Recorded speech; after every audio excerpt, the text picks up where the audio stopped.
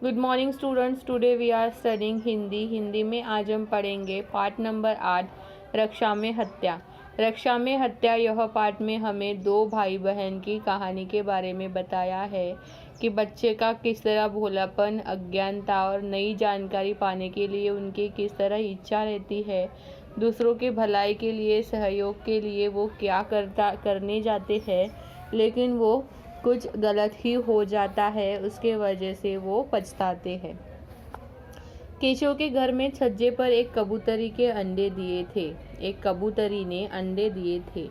केशव और उसकी बहन श्यामा दोनों बहुत गौर से कबूतरी को वहां आते जाते देखा करते। अब कौन कौन यहाँ पर है भाई बहन?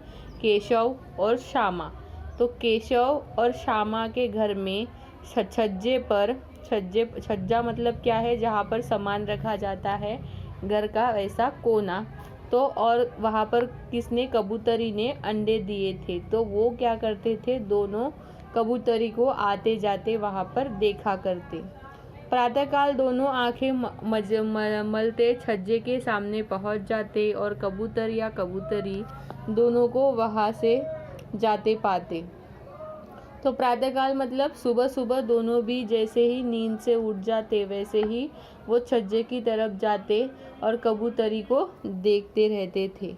उनको देखने में बच्चों को न जाने क्या मज़ा मिलता था। उनके मन में भांति भांति के प्रश्न उठते थे। कितने बड़े होंगे, किस रंग के होंगे, कितने होंगे, उनमें से बच्चे कैसे निकल आएंगे, इस तरह के प्रश्न उन्हें आते थे। उनको वो कबूतरी को देखने का इनको बहुत बड़ा मज़ा आता था। दोनों को भी उनको अलग अलग प्रश्न आते थे, भांति भांति प्रश्न आते थे, मतलब अलग अलग प्रश्न आते थे कि अंडे कितने बड़े होंगे, अंडे किस रंग के होंगे, कितने होंगे, उनमें से बच्चे कैसे निकलेंगे, बच्चों को पंख कैसे निकलेंगे, घोंसला कैसे होगा। इन प्रश्नों का उत्तर देने वाला उनके पास कोई नहीं था। वो दोनों ही सिर्फ उसका क्या करते थे? निरीक्षण करते थे।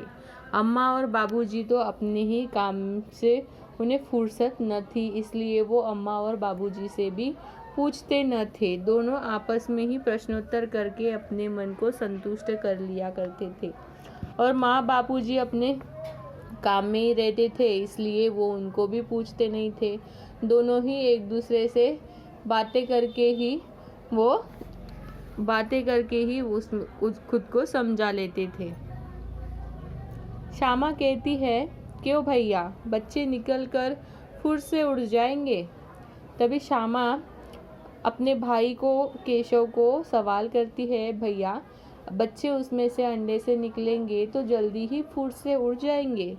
तब केशव कहता है, नहीं, पहले पंख निकलेंगे, बिना पंखों के बेचारे कैसे उड़ेंगे। तभी केशव को भी पता नहीं रहता कि किस तरीके से बच्चे निकलते हैं और किस तरीके से वो उड़ते हैं, कब उड़ते हैं। इसलिए केशव भी बोलता है कि नहीं, पंख निकलेंगे, बिना पंख के वो किस तरीके से उड़ेंगे। श्यामा बच्चों को क्या खिलाएगी बेचारी। तभी श्यामा को और एक प्रश्न आता है कि कबूतरी बच्चों को क्या खिलाएगी, कैसे खिलाएगी। केशव इस जटिल प्रश्न का उत्तर कुछ नहीं दे पाता। जटिल मतलब कठिन। ये कठिन प्रश्न का उत्तर केशव के पास नहीं रहता। श्यामा के बहुत सारे प्रश्नों के उत्तर उसके पास नहीं रहते। इस भांति 3-4 दिन बीत गए। ऐसे ही, इस भांति मतलब ऐसे ही देखते देखते उनके 3-4 दिन बीत गए। दोनों बच्चों को अंडों को देखने की इच्छा बढ़ती जाती थी। अब दोनों को अंडे देखने की बहुत इच्छा बढ़ रही थी। उनकी बहुत इच्छा हो रही थी कि अब जाकर वो कबूतरी का घोंसला देखे, उसमें से अंडे देखे, उसमें से पंछी देखे। उन्होंने अनुमान किया अब अवश्य बच्चे निकल गए होंगे। तो अनुमान मतलब उन्होंने ऐसा सोचा कि अब तो अंडों से बच्चे निकल गए होंगे। बच्चों के चारे का सवाल अब उनके सामने आ खड़ा हुआ। मतलब अब बच्चे तो निकल गए होंगे अंडों से, तो अब उनको चारा कहाँ से मिलेगा, कबूतरी उनको खाना कैसे खिलाएगी, वो उड़ेंगे कैसे, ये सब सवाल उनमें आते थे। कबूतरी बेचारी इतना दाना कहाँ से पाएगी। कि सारे बच्चों का पेट भरे, बच्चे भूख में से मर जाएंगे। इस तरह से अनेक सवाल वो दोनों के भी मन में आते थे और वो दोनों के सवाल सुलझते नहीं थे। इस विपत्ति की कल्पना करके दोनों व्याकुल हो गए। दोनों ने निश्चय किया कि छज्जे पर थोड़ा दाना रख दिया जाए। तब उन्हें ऐसा बहुत लगा कि कबूतरी इन बच्चों का पेट किस तरीके से भरेगी, उसके पास दाना कहाँ से आएगा। तो इस विषय से उन्होंने सोचा कि वहाँ पर दाना रख दिया जाए। श्यामा प्रसन्न होकर बोली, तब तो चिड़िया को चारे के लिए कहीं उड़कर जाना पड़ेगा। तो श्यामा को और लगा कि चिड़िया को अपना बच्चे के चारे के लिए कहीं उड़कर जाना पड़ेगा। केशव, तब क्यों जाएगी? श्यामा, क्यों भैया, बच्चों को धूप न लगती होगी? तभी और श्यामा प्रश्न पूछती है कि बच्चों को धूप न लगती होगी। केशव का ध्यान इस कष्ट की ओर न गया था। अवश्य कष्ट हो रहा होगा, बेचारे प्यास के मारे तड़पते होंगे, ऊपर कोई छाया भी नहीं है। तो दोनों के मन में अलग अलग प्रश्न थे कि वो तब प्यास के मारे तड़पते होंगे, ऊपर छाया भी नहीं है, धूप भी लगती होगी, वो किस तरीके से रहते होंगे, ये सब सोचते थे। आखिर यह निश्चय हुआ। फिर दोनों ने निश्चय किया कि घोंसले के ऊपर कपड़े की छत बना देते हैं। पानी की प्याली, अंडे के थोड़े से चावल रख देने का प्रस्ताव भी पास हुआ। मतलब वो दोनों ने निश्चय कर लिया कि वहाँ पर दाना और पानी और धूप से बचने के लिए छाव के लिए कुछ न कुछ वहाँ पर करते हैं। दोनों बच्चे उत्साह से काम करने लगे। दोनों भी बहुत लगन से उत्साह से काम करने लगे। श्यामा माता की आग बचाकर मटके से चावल निकाल लाई।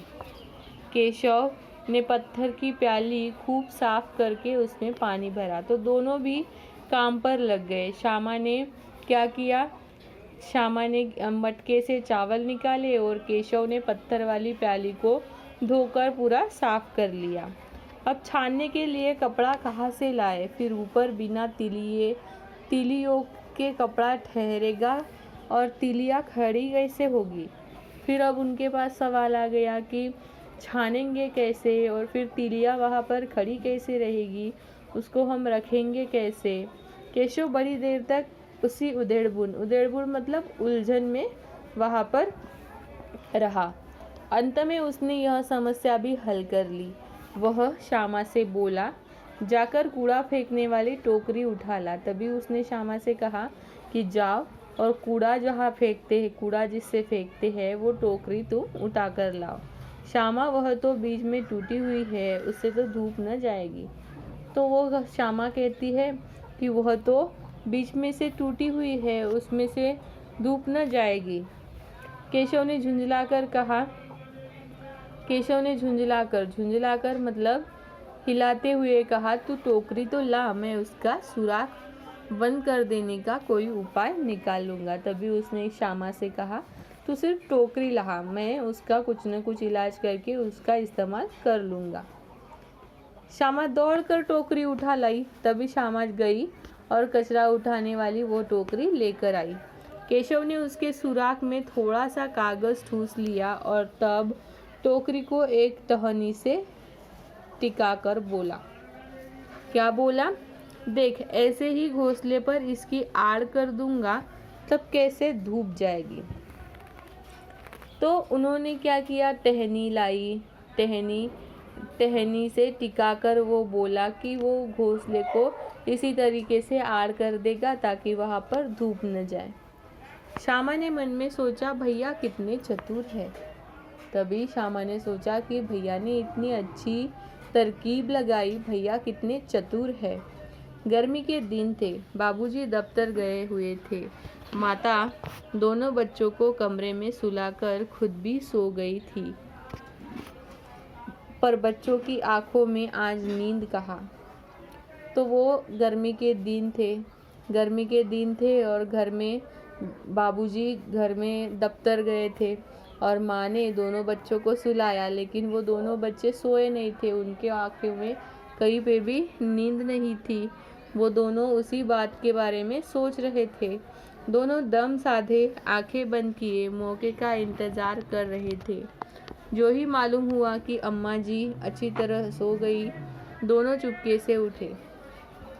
तो दोनों ने सिर्फ आंखें बंद कर ली थी, सोए नहीं थे। जब मालूम हुआ उनको कि अम्मा जी सो गई तो दोनों चुपके से वहाँ से उठ गए और द्वार की सिटकनी खोलकर, सिटकनी मतलब कड़ी खोलकर वहाँ से निकल गए। अंडों की रक्षा की तैयारियाँ होने लगी और वो अपने काम से जुट गए कि वो क्या क्या करेंगे, किस तरीके से अंडे और कबूतरी और उसके बच्चों को वो दाना और पानी देंगे। केशव कमरे से एक स्टूल उठा लाया, पर जब उसने काम न चला तो नहाने की चौकी लाकर स्टूल के नीचे रखी। तो केशव ने क्या किया, घर से जो स्टूल था वो भी लाया और वो जब उससे काम नहीं चला, उससे वहाँ से उसका हाथ नहीं वहाँ तक जा पहुँचा, तो उसने नहाने की चौकी पर उठा लाई और डरते डरते स्टूल पर चढ़ा। श्यामा दोनों हाथों से स्टूल को पकड़े हुई थी।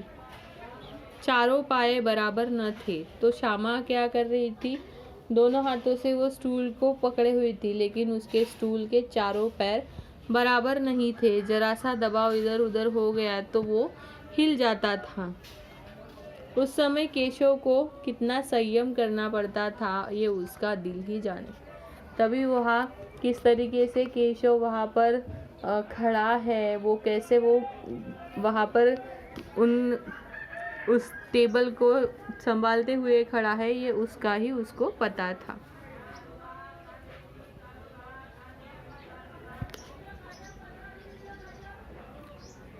केशव ने जो ही दीवार के बड़े हुए छज्जे पर हाथ रखा, दोनों कबूतर उड़ गए।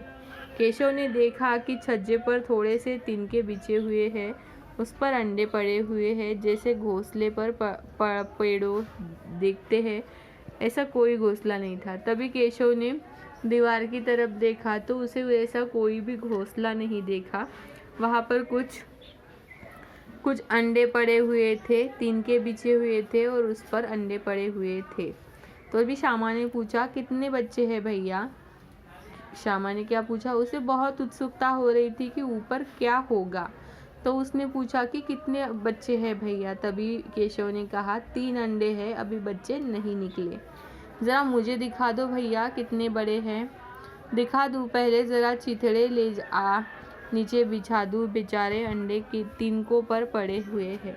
तिनके मतलब छोटा छोटा कुछ चारा रहता है, उस पर वो पड़े हुए थे, उनका कोई ऐसा घोंसला नहीं था। श्यामा दौड़कर एक पुतली फाड़कर पुरानी धोती फाड़कर एक टुकड़ा लाई और केशव को झुककर वह कपड़ा दे दिया। उसकी कई तरीके के उससे गद्दी बना ली और केशव ने वो कपड़े की क्या कर ली, गद्दी बना ली। उन तिनकों पर बिछाकर अंडे को धीरे से वहाँ पर क्या कर लिया, वो गद्दी पर रख लिया। श्यामा ने फिर से पूछा, क्योंकि उसे बहुत उत्सुकता हो रही थी कि आगे क्या हो रहा है और उसमें हो क्या रहा है, वहाँ पर है क्या। फिर से पूछा, मुझे दिखा दो भैया, उसे देखने की बहुत उत्सुकता थी। केशव बोला, दिखा दूंगा, पहले ज़रा वहाँ से टोकरी तो दे, ऊपर छाया कर दूँ। उसने कहा कि मुझे एक टोकरी दे दे, मैं ऊपर छाया कर देता हूँ, फिर तुझे दिखाता हूँ। तो स्टूडेंट्स, यहाँ तक हम इस क्लास में देखते हैं। आगे के क्लास में हम इसके आगे का पोर्शन देखेंगे। आज के क्लास में जितना भी हमने हिंदी का पढ़ा उतना आपको लिखना है और पढ़ना है और ऑडियो भी आपको बनाना है। होमवर्क में सारा आपको लिखना है।